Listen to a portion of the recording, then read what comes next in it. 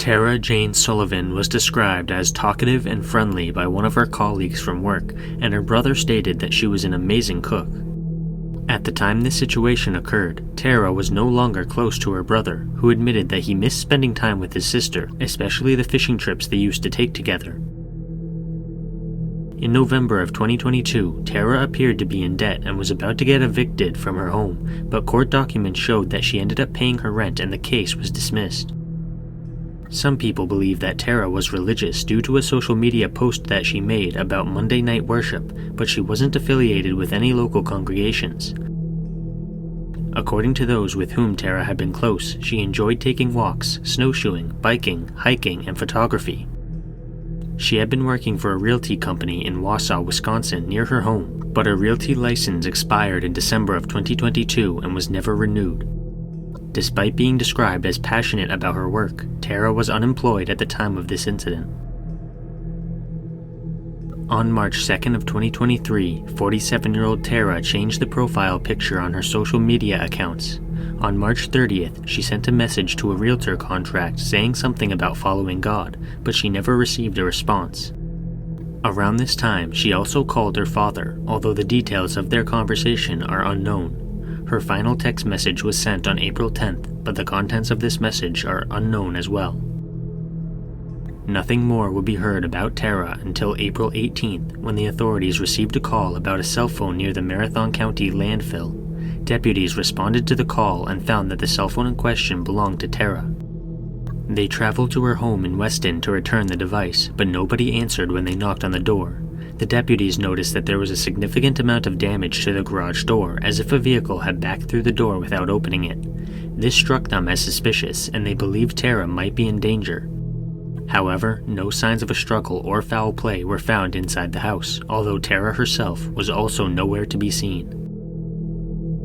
The authorities sent an attempt to locate signal to other law enforcement agencies in the area, hoping that Tara would be found somewhere by someone. Deputies continued to investigate her disappearance, and Tara's neighbors reported that they had heard a noise at around 7 p.m. on April 17th that had most likely been caused by the damage to the garage door. At the time, the neighbors had assumed the noise had come from a nearby excavation business and they didn't think anything of it, but after seeing Tara's garage door, they reported it to the deputies. On April 19th, Tara's pearl white Buick Enclave was discovered on the side of Highway 29 in Shawanoe County, roughly 30 miles east of Tara's home. The vehicle was unoccupied and parked at an unusual angle, which made the police believe that Tara had not simply pulled over. Something else had happened, but they had no idea what it could have been. The car still had gas in the tank, was perfectly drivable, and only had a small amount of damage to its rear end. None of the windows were broken, the keys were inside one of the cup holders, and Tara's purse with credit cards, cash, and identification were all still inside the vehicle. The police checked the inside of the car for traces of blood, but found nothing.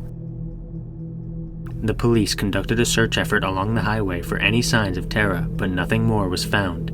They eventually concluded that the damage to the back of her car matched the damage to her garage door, although it's unclear exactly what happened in that situation. The authorities considered the possibility that Tara may have been picked up by another car on the highway, but they could not find any evidence to support this theory. They turned to her digital footprint to track her movements, but even these efforts turned up nothing. Unlike most people, Tara's data provided no new information for the investigators. The police spoke with some of Tara's friends, but they had no idea what could have happened to her. According to them, Tara had been acting distant in the days leading up to her disappearance. On August 28th of that year, an investment company called Gold Key Investments Incorporated filed a small claims case against Tara for the sum of $5,101.50. After Tara failed to show up to court, the case was closed. The police never swabbed Tara's car for DNA. According to them, anyone could have been in the vehicle in the days or even weeks leading up to her disappearance, and it wouldn't help to collect that information. They looked into ex-boyfriends of Tara, but this also led to a dead end. Her most recent ex stated that their relationship had been perfectly normal and healthy, and their breakup had not been any more dramatic than normal. Tara's bank account showed no activity after she went missing as well, which provided no new information. Tara's disappearance is one of the strangest I've personally read about, but some people seem to have theories about what may have happened to her. Perhaps the most prominent theory pertains to Tara's mental health. It seems clear that Tara was, at the very least, in a vulnerable mental state leading up to her disappearance. She stopped working, most likely borrowed money from her father to pay rent, had no meaningful relationships with anyone in the local community, and had become estranged from her old friends and family members.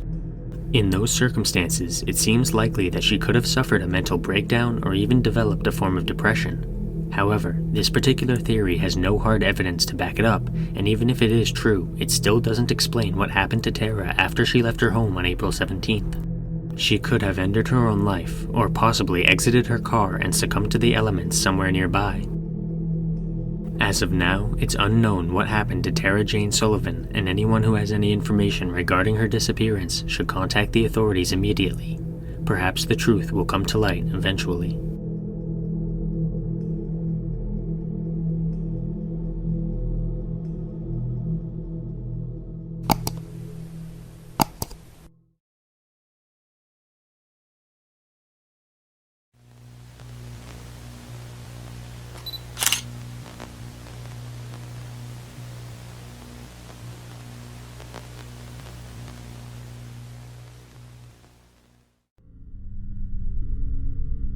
Elyssa Marie Vasquez was born on March 6th of 1990. She lived with her mother and father in Doraville, Georgia, and she was very close to both of her parents. She was described as bubbly, enthusiastic, bright, and with a vibrant smile. According to her mother, Elyssa enjoyed music and dancing. At a young age, she was diagnosed with ADHD and OCD, which caused her to have trouble sitting still and controlling her compulsive behaviors. Her mother, Shannon, ended up switching Elyssa to a school that would be able to better accommodate her neurodivergence. January 28th of 2003 was Elyssa's first day at her new school. It was located in Clarkston, Georgia, which meant that Elyssa would have to take a bus from Doraville. The specific type of bus she had to use was a MARTA bus, which is the Metropolitan Atlanta Rapid Transit Authority. There was a MARTA bus station very close to the school. Shannon could not drive her daughter because she was on bed rest at the time, and Elyssa's father was also unavailable to drive. The prospect of sending her 12-year-old daughter to school on a public bus was terrifying to Shannon, but she had no other choice. However, Elyssa called home at lunchtime. According to Shannon, Elyssa seemed excited and asked for help to style her hair like one of her classmates. She seemed to be getting along with the other students, and nothing was out of the ordinary. At the end of the day, the students who used the MARTA bus system went to the station, and a school guard who was stationed there reported that Elyssa boarded the bus without incident. However, Elyssa never arrived home. Sometime between boarding the bus and getting home, the 12-year-old girl mysteriously disappeared. Nobody could remember seeing her get off the bus. It was as if she had simply vanished into thin air. Shannon reported her daughter missing that evening, but the police mishandled the case from the get-go. They believed Elyssa was simply a runaway, and as a result, very little evidence was compiled. Her family believes that more witnesses would have been interviewed and more information would have been gathered if Elyssa's case had not been written off as a runaway. Besides, even if she was a runaway, Elyssa was still a 12-year-old girl. She was vulnerable no matter what. To this day, Elyssa Marie Vasquez is still missing. Her family holds out hope that they will receive answers someday, so anyone with information regarding the disappearance is encouraged to contact the authorities. Hopefully someone will come forward and shed some light on this mysterious situation.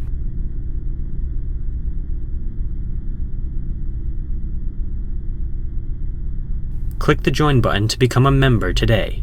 Channel members receive exclusive content as well as early access to all my content.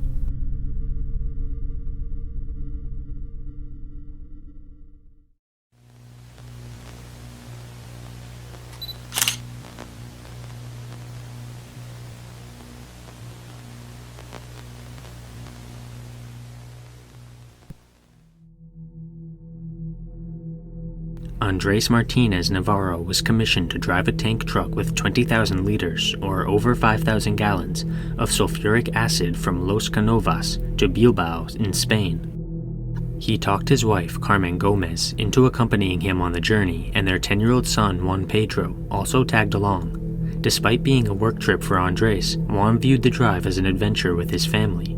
His parents had promised that he could come with them if he received good grades in school, so the boy was eager for the trip. On June 25th of 1986, at around 6 a.m., Andres drove a Volvo F12 truck into the Somosierra mountain pass north of Madrid province. The truck began to pick up speed, and before long, it was traveling much too fast. It passed by 2 other vehicles in the same lane, getting so close to them that it actually ripped off the lateral mirror of another truck. The speeding vehicle suddenly smashed into the back end of a third vehicle, pushing it forward until it was forced off the road. Mere seconds later, the Volvo crashed into another truck that was coming in the opposite direction at a speed of 140 kilometers per hour, or roughly 87 miles per hour. The tank ruptured, sending thousands of gallons of sulfuric acid spilling over the road and the truck's cabin. A toxic cloud soon covered the surrounding area. First responders arrived on scene and immediately realized that Andres and Carmen were dead. There was nothing they could do about them, so instead, they focused their efforts on rescuing the drivers of the other vehicles and pouring sand and lime over the acid to neutralize it. Their biggest concern was that the substance would reach the nearby Duraton River and cause an ecological disaster. They managed to contain the acid and save the other drivers, and only then did they enter the wreckage of the Volvo. They retrieved the dead bodies of Andres and Carmen from the truck's cabin, but Juan Pedro was missing. Dead or alive, the young boy was nowhere to be seen. Interpol would go on to dub this case the strangest missing person case in Europe. Investigators searched the cabin of the Volvo and found cassettes for children along with boys' clothing, but there were no traces of the boy himself. They used a crane to lift up the truck, thinking that Juan Pedro may have fallen out of the vehicle during the impact, but there was nothing there either. Police officers, volunteers, students, and even the military searched the surrounding area for the boy or his remains for several days, but they found nothing. They dug through the sand and lime to see if they had accidentally buried Juan Pedro, but this turned up nothing as well. At a loss, the investigators spoke to chemists about the acidity of sulfuric acid. Specifically, they wanted to know if it was corrosive enough to entirely dissolve a 10-year-old boy's body without leaving a trace. Multiple chemists stated that this would be impossible. Even if Juan Pedro had been showered in acid alongside his parents, there would have at least been traces of his remains. In order for his body to completely dissolve, he would have had to have been completely submerged and for a significant amount of time. His flesh could have dissolved within 24 hours, but his bones would take up to 5 days to sustain any serious damage. Furthermore, materials such as hair, nails, and teeth do not react to sulfuric acid, which means that even if Juan Pedro's body had dissolved, there would still be some trace of him left behind. The Volvo's route was examined, and the authorities determined that they had made all the scheduled stops at the appropriate times.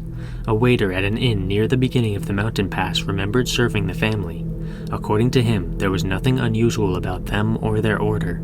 They ate, paid, and left. However, the Volvo's tachometer showed something very odd. On the ascension of the mountain pass, the truck made 12 very brief stops. The shortest of these stops lasted for less than a second. According to truckers who are familiar with that area, you only need 1 stop at most. 2 is simply a waste of time. There also had not been a traffic jam at the time, so there was absolutely no reason for Andres to stop the truck so many times. Furthermore, an examination of the truck itself revealed that the brakes had been perfectly intact. Most people had assumed that the brakes failed, but Andres had reached 87 miles per hour on purpose. Another detail about the case comes from the driver of the truck that was pushed off the road by the Volvo. This man claims that a white Nissan Vanette stopped by his vehicle shortly after the accident. The van was driven by a man with a mustache who was accompanied by a blonde woman. The man had a foreign accent and told the trucker not to worry. The woman was a nurse and wanted to make sure he was okay. The woman checked his injuries briefly, and the van departed to check on the driver who had collided headfirst with the Volvo. This interaction led many people, especially locals, to speculate about the man and woman, but the police were never able to track them down. Additional details have been added by curious locals, but they don't seem to be credible. One of the most prominent theories on the case is that the crash was connected to drug trafficking. Some sources have claimed that on the morning in question, there was a police checkpoint in Somosierra. Some people believe that a group of drug runners stopped Andres and told him to transport their product for them because a family driving a legitimate transport vehicle would not draw much suspicion. Andres refused to follow their orders and they kidnapped Juan Pedro as a result, which caused Andres to chase down the drug runners at a high speed. Other people believe that Andres followed the drug runners' orders and they took Juan Pedro as insurance. Either way, this theory has never been confirmed and remains a piece of speculation.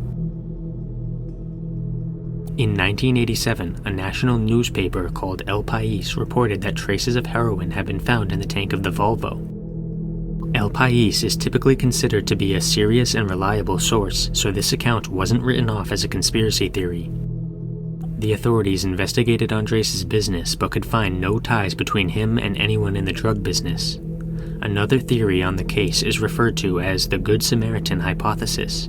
An officer who responded to the scene believes that the couple in the white van picked up Juan Pedro and tried to drive him to a hospital after seeing his injuries, but he ended up dying on the way. They disposed of his body in order to avoid any questions or suspicion. This theory has also never been substantiated. In the aftermath of the accident, there have been 2 reported sightings of Juan Pedro. The first came from Bilbao, which was the destination of the family's journey. This report was investigated but led nowhere. The second reported sighting came from a driving school teacher who told the police that he had met a child in downtown Madrid in May of 1987. According to this teacher, an elderly blind woman entered his business to ask where the American embassy was located. She claimed that her family had recently escaped from Iran and were living on the streets. She was accompanied by a 10-year-old boy who spoke Spanish with an Andalusian accent. The teacher asked about the boy and the woman immediately changed the subject.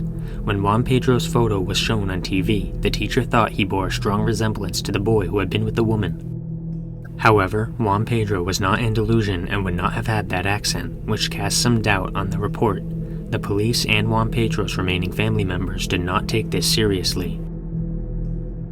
To this day, the disappearance of Juan Pedro Martinez remains a strange and unsettling mystery.